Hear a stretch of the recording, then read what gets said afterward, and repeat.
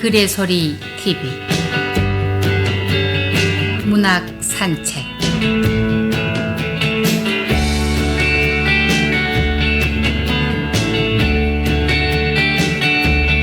오늘은 미니 소설을 낭독해 드리겠습니다.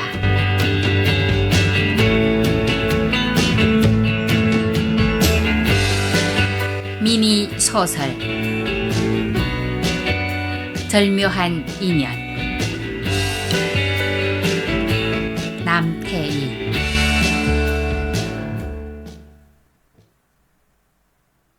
우리 집은 어머니가 일찍 돌아가시고 아버지, 형님, 나, 삼부자는 음양이 기울어진 채 긴 세월을 보냈다. 내가 귀국한 며칠 뒤 형님이 여자친구를 데리고 와서 우리에게 인사시키겠다고 했다.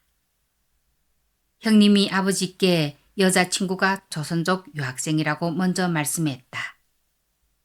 아버지께서 반대할 줄 알았는데 도리어 대수롭지 않게 여기며 앞으로 중국이 최대 강국으로 될 것이라면서 사람을 평가할 때 국적이 중요하기보다 도덕성과 포용력을 기준으로 함이 더 바람직하다고 피력했다. 시커먼 남자 셋만 사는 우리 집에는 그야말로 희소식이었다. 나는 예비 형수가 어떤 사람인지 몹시 궁금하면서 온화한 성품이던 어머니 같은 분이었으면 좋겠다고 생각했다. 형님과 예비 형수가 나란히 집으로 들어왔다. 사내들만 살던 집안이 갑자기 활기차서 아늑하고 따뜻한 기운까지 감돌았다. 베이징 유학 마치고 며칠 전에 입국한 제 동생입니다. 형님이 예비 형수에게 주려고 꽃다발을 들고 마주가는 나를 소개했다. 말씀 많이 들었습니다. 우수한 성적으로 어려운 중국어 석사를 마쳤다니 정말 축하드립니다. 앞으로 잘 부탁드립니다, 도련님. 그녀는 미소를 지으며 고개를 약간 갸웃거렸다. 반갑습니다, 형수님. 가까이 다가가서 꽃다발을 전하며 고개를 들어 눈을 마주치는 순간 앗 하는 신음이 나도 모르게 입에서 새어나왔다. 심장이 얼어붙는 듯 하다가 세차게 요동을 쳤다. 바로 그 감미로운 목소리, 고개를 약간 갸웃하며 매혹적인 웃음을 발사하는 두 눈.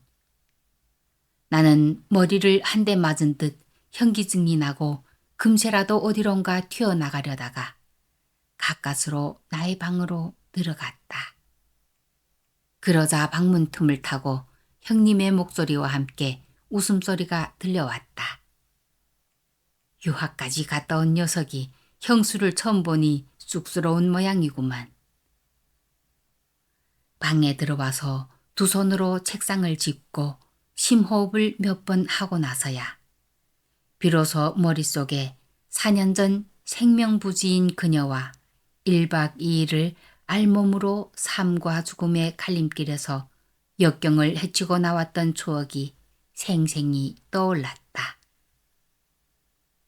4년 전 여름이었다. 중국으로 유학 떠나기 며칠 전 친구들과 강원도의 시원한 계곡을 찾아갔다. 가는 날이 장날이라고 한참 재밌게 노는데 갑자기 먹구름이 밀려오고 천둥 번개와 함께 장대 같은 소나기가 쏟아지면서 계곡물이 점차 불어올랐다. 쉴 잠도 없이 퍼붓는 폭우에 불어난 계곡물이 마치 히말라야의 사나운 눈사태같이 포효하며 모든 것을 삼키려는 듯 밀려왔다. 어쩔 사이도 없이 물건을 내동댕이 친 채 뿔뿔이 산 위로 향해 뛰어 올라갔다. 산 위에 도착했을 때는 누런 흙탕물이 용솟음치며 굽이쳐 흐르고 있었다. 다행히도 같이 왔던 친구들은 건너편 산 위에 올라 있었다. 이때 후미진 무릉덩이에 뜬 나무 토막을 잡은 한 사람을 발견했다. 나는 앞뒤를 가릴 겨를 없이 다짜고짜 물에 뛰어들어 그 사람의 머리카락을 움켜쥐고 무트로 끌어올렸다. 그는 젊은 아가씨였다. 두 다리는 짧은 치마로 가려져 있었고 뽀얀 얼굴 위에 젖은 생머리가 헝클어져 있었다. 옷은 찢어지고 배가 부풀어 올라 물을 많이 먹었다고 판단했다.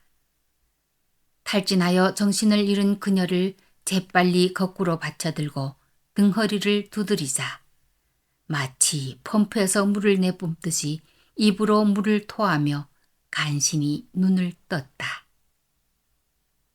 어둠이 깃들기 시작한 하늘에서는 차가운 비가 계속 내렸다. 옷이 다 찢어진 그녀는 저체온으로 마치 찬바람의 풀잎같이 온몸이 떨고 있었다. 나는 바지와 윗옷을 벗어 그녀를 감싸주고 비를 피할 자리를 찾았다. 마침 두 사람이 들어갈 만한 동굴이 있었고 바닥도 건조하여 그녀를 안고 동굴 안으로 들어갔다. 내 품에 안긴 그녀는 기력이 많이 회복되었고 두 눈에는 생기가 돌았다. 어두컴컴한 동굴은 두 사람 눕기에도 좁았다.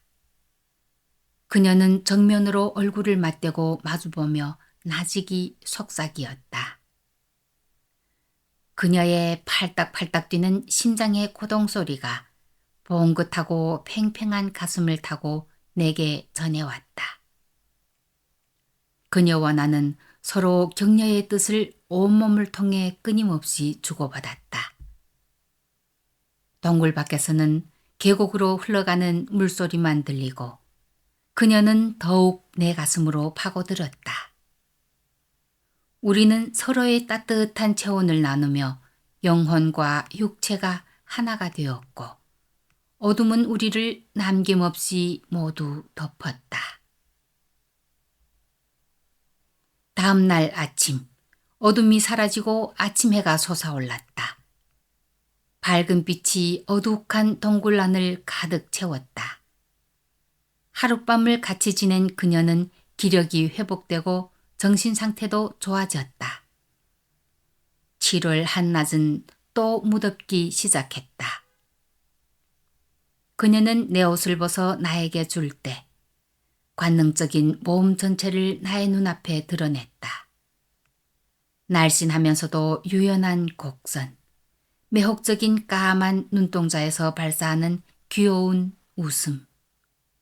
그녀는 뜻밖에도 조선족 아가씨였고 한국 유학을 마치고 지금은 한국 기업에서 통역 일을 한다고 했다.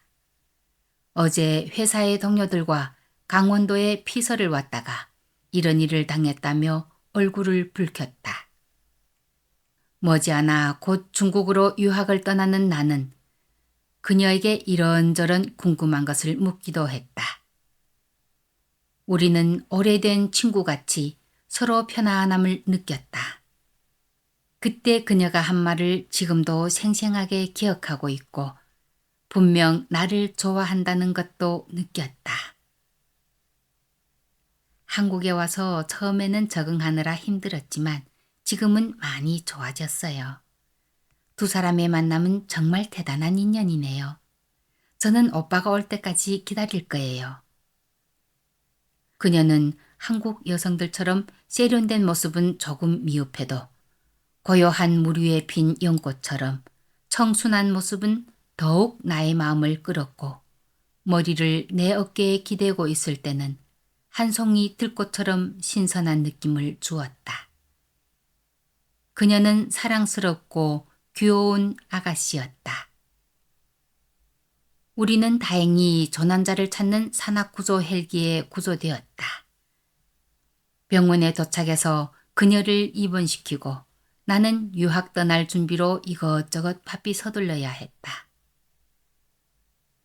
며칠 후 그녀를 한여름밤의 아름다운 기억 속에 남겨둔 채 북경으로 가는 비행기에 몸을 실었다.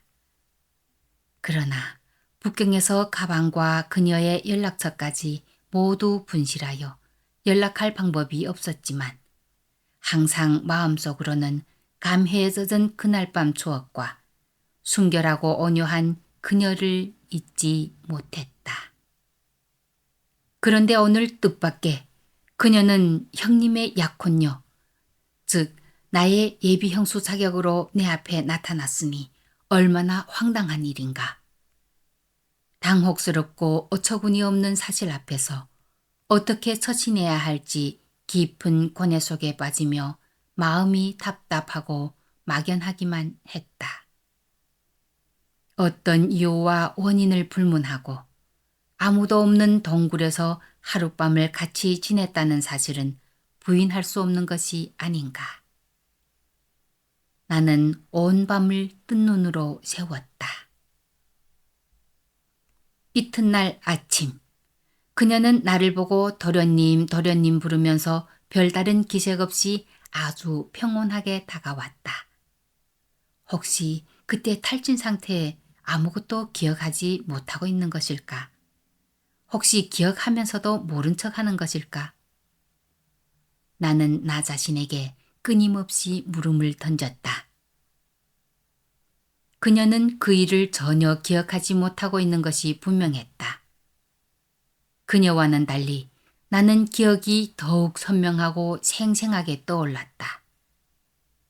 조용히 담은 싱싱하고 도톰한 입술, 매혹적인 두 눈. 만약 그 기억이 한 장의 사진이었다면 당장 끄집어내어 불태워버리고 싶은 심정이었다.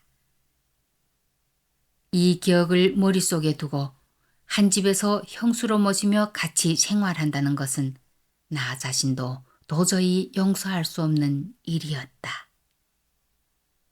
그녀는 휴대전화로 누구와 한참 통화를 하고 나서 생글생글 웃으며 곧바로 내 옆으로 다가왔다. 도련님, 지방회사에 있는 저희 여동생이 마침 서울 본사에 출장 왔다가 시간이 있어서 새 형부와 도련님이랑 같이 점심을 하자고 하는군요. 도련님, 그때 가서 우리의 작은 비밀을 하나 알려드릴게요. 뭐, 비밀을 말한다고? 우리의 비밀을 말하면 절대 안 되지. 꼭 저지해야 해. 그리고 나는 빨리 이 집을 떠나야 해. 떠나려면 오직 북경으로 가는 길밖에 없다는 생각이 들었다.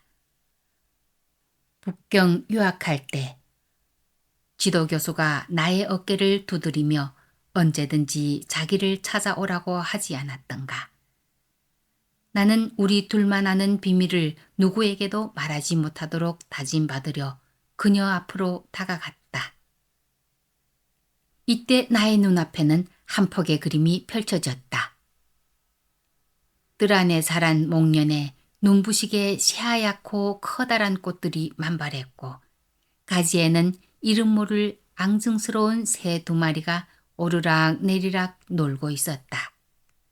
나무 밑에는 하얀 폴로 원피스를 입은 그녀가 저 멀리 요요히 흘러가는 흰 구름과 만개한 하얀 목련화 그리고 귀여운 새들을 정겹게 바라보고 있었다.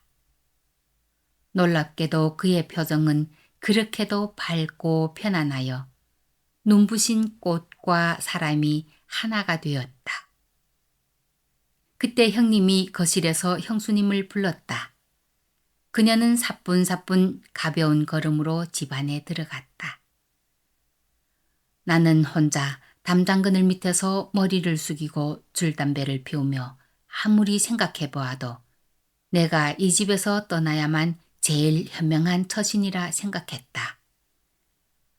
그리고 내일이라도 당장 북경으로 가기로 작심했다. 그때였다. 초인종이 울렸다. 나는 대문을 열었다. 내 앞에 그녀가 또 서 있었다. 금방 집 안에 있었는데 언제 내 앞에 왔을까? 뒷문으로 몰래 나왔을까?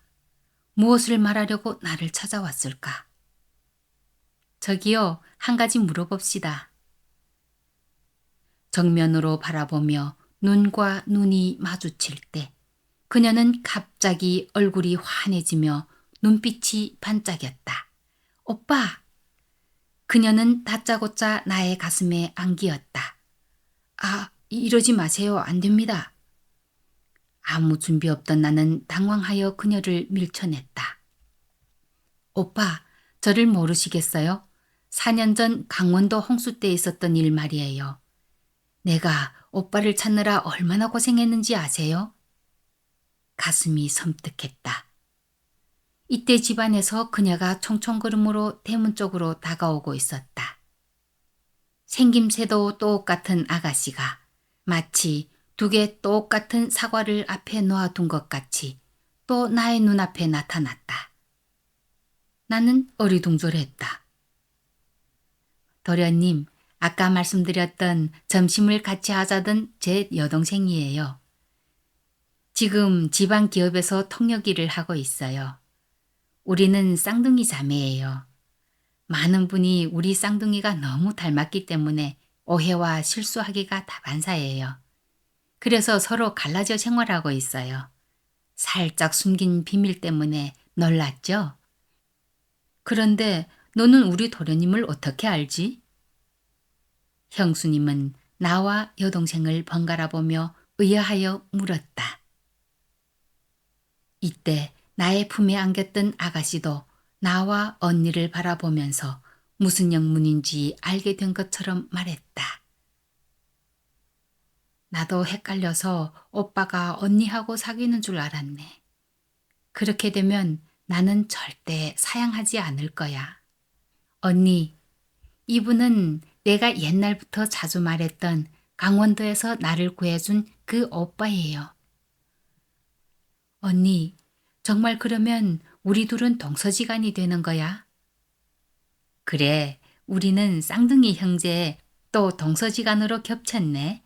정말 하늘이 내려주신 절묘한 인연이야. 그제야 모든 의혹이 밝혀지고 가슴속에 쌓였던 시기와 불안한 마음이 봄눈 녹듯 사라졌다. 이때 형님도 거실에서 나오며 이 광경을 보고 빙긋이 웃으며 말했다. 우리 쌍둥이 처제로구먼. 말은 많이 들었는데 처음 보니 구분이 쉽게 안 되네. 둘이 생김새가 너무 닮아서 앞으로 어떻게 구분하지? 여하튼 우리 집이 경사났네. 경사났어. 쌍둥이 호박이 넝쿨째로 굴러들어왔네. 네 사람의 행복에 겨운 웃음소리가 봄노래같이 높고 맑은 하늘에 오래오래 퍼져나갔다.